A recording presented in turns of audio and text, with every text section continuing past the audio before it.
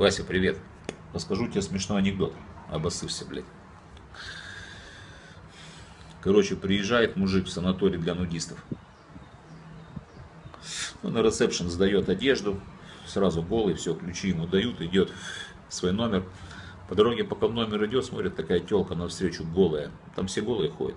Пиздец. У нее сразу столбняк, блядь. Девушка поворачивается. Вы меня звали? Он говорит, нет, извините, нет, не звал. А вы, наверное, новенький. Дело в том, что у нас, если у кого-то встает, значит, он ее хочет. Пойдем в номер. Все, завела его в номер, он ее там отпердолил, блядь. Вообще супер, такой довольный, пошел в душ, кабинку отдельную занял, моется, блядь. Хуяк, мылся, пернул, блядь. Напрягся что-то, блядь. Тут из другой кабинки мужик выходит, такой амбал, блядь. Вы меня звали? Тот говорит, да нет, что вы? Вы, наверное, новенький, говорит, блядь. У нас, если человек пернул, значит, позвал, блядь. Пойдем. Загнул его, блядь, отпердолил, блядь. Мужик говорит.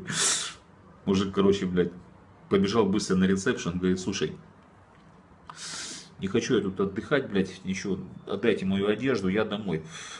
Да как, у вас целых 28 дней еще, куда домой, вы что? Тут, не, все, я домой, вы знаете, мне, говорит, 59 лет, блядь, у меня встает раз в месяц, а пержу я 20 раз на день, еще и кашляю.